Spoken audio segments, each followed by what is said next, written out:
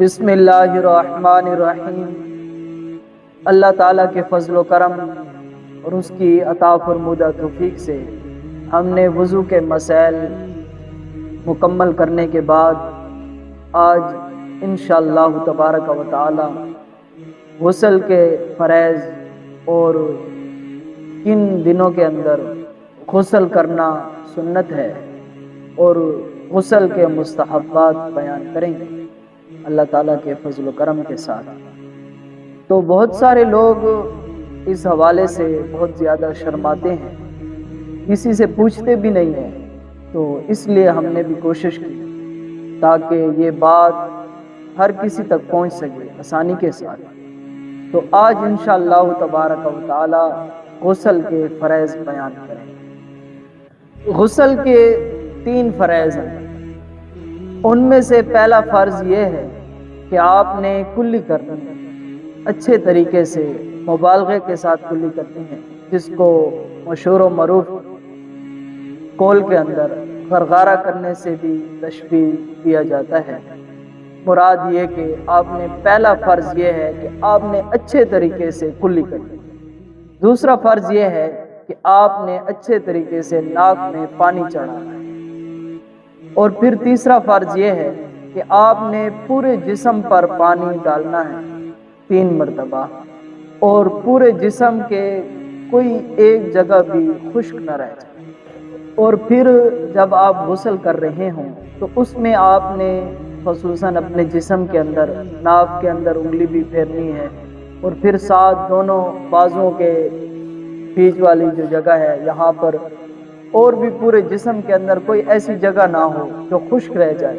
اگر آپ کی کوئی بھی جگہ خشک رہ جائے گی تو آپ کا جو ہے غسل نہیں ہوگا۔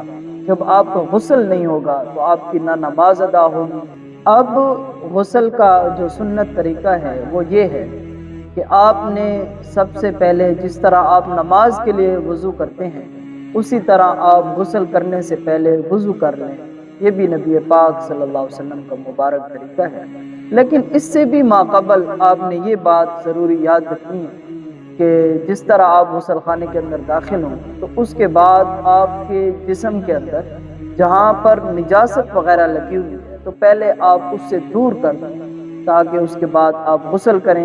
اور غسل کرنے کے اندر ایک بات کا آپ نے خاص خیال رکھنا ہے کہ آپ ایسی جگہ پر نہا رہے ہیں جہاں آپ کے پاؤں کے اندر یا نیچے جو ہے وہ پانی ٹھہر جاتا ہے، تو اس میں آپ نے یہ احتیاط کرنی ہے کہ غسل کرنے کے بعد آخر پر آپ نے اپنے پاؤں بھی دوبارہ دھو لینے ہیں تاکہ ان پر جو نجاست پڑی ہے وہ بھی دور ہو جائے۔ اور پھر اس میں 4 دن ایسے ہیں جن میں غسل کرنا سنت رسول صلی اللہ تعالی علیہ وسلم ہے۔ اس میں سے پہلا دن یہ جمعے کا دن، جمعے کے دن بھی غسل کرنا نبی پاک صلی اللہ تعالی علیہ وآلہ وسلم مبارک سنت مبارکہ ہے، اور اس دن غسل کرنا بھی سنت رسول صلی اللہ علیہ وسلم کی ثابت ہے۔ اور ساتھ پھر عید کے دن عید کی نماز کے لیے غسل کرنا یہ بھی سنت رسول صلی اللہ علیہ وسلم سے ثابت ہے۔ اور پھر احرام باندھنے سے ماقبل بھی غسل کرنا یہ بھی سنت رسول صلی اللہ علیہ وسلم سے ثابت ہے۔ اور پھر عرفہ کے دن حاجیوں کے لیے زوال کے بعد غسل کرنا سنت رسول صلی اللہ علیہ وسلم سے ثابت ہے۔ اب ان چیزوں کا بیان ہے جن کے اندر غسل کرنا مستحب ہے، پسندیدہ ہے۔ ان میں سے پہلا مقام وہ یہ ہے کہ اگر کوئی شخص اسلام لے آ رہا ہے، اس کا ارادہ بن چکا ہے کہ اب میں مسلمان ہونا چاہتا ہوں، تو اس کے لیے بھی یہ بات مستحب ہے، پسندیدہ عمل ہے کہ وہ پہلے غسل کر لے، غسل کرنے کے بعد وہ آ کر کلمہ شہادت پڑھ لے۔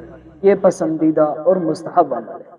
اور ساتھ اگر کوئی شخص عمر کے لحاظ سے بالغ ہو چکا ہے، لڑکا ہے یا لڑکی ہے، اسے کچھ علامتیں نمودار ہوئی ہیں تو وہ اس کے بعد بھی غسل کر لے، یہ بھی عمل جو ہے یہ بھی پسندیدہ عمل ہے۔ اور اس کے بعد اگر کوئی شخص مجنون ہے اور جنون کے بعد اسے کچھ افاقہ ہوا ہے تو اس وقت بھی غسل کر لینا مستحب عمل ہے۔ اور پھر ساتھ اگر اس نے حجامے لگائے ہیں تو اس کے بعد بھی غسل کر لینا مستحب عمل ہے۔ اور پھر اگر کوئی شخص میت کو غسل دے رہا ہے، جب وہ غسل دے چکے تو اس کے بعد بھی پسندیدہ عمل ہے کہ وہ شخص بھی غسل کر لے، یہ بھی اسلام کے اندر پسندیدہ عمل ہے۔ اور ساتھ پھر شب برات کی رات اور اسی طرح ہی شب قدر کی رات، یہ ایسی مبارک راتیں ہیں، ان کے اندر بھی غسل کر دینا مستحب عمل ہے۔ اور پھر ساتھ جب روضہ رسول صلی اللہ علیہ وسلم کی حاضری کے لیے کوئی شخص جائے، بڑا ہی خوش نصیب وہ شخص ہے جو میرے نبی پاک صلی اللہ علیہ وسلم کی بارگاہ کسپنا کے اندر حاضر ہوتا ہے۔ تو یہاں پر علماء کرام نے لکھا ہے کہ اسے بھی چاہیے کہ وہ غسل کر کے پھر میرے نبی پاک صلی اللہ علیہ وسلم کی بارگاہ میں حاضر ہو۔ اور پھر قربانی کے دن اور وقوف مدلفہ کے لیے جب وہ کوئی شخص جا رہا ہو تو اس وقت بھی وضو کرنا، غسل کر لینا، یہ مستحب عمل ہے۔ اور پھر جب کعبہ شریف کے اندر یا کعبہ کے حدود کے اندر داخل ہو رہا ہو تو اس وقت بھی غسل کر لینا مستحب عمل ہے۔ اور پھر ساتھ جب وہ طواف کے لیے حاضر ہو کعبۃ اللہ کا تو اس وقت بھی غسل کر لینا مستحب عمل ہے۔ اور پھر نماز کسوف کے لیے اور نماز استسقاء کے لیے بھی غسل کر لینا مستحب عمل ہے۔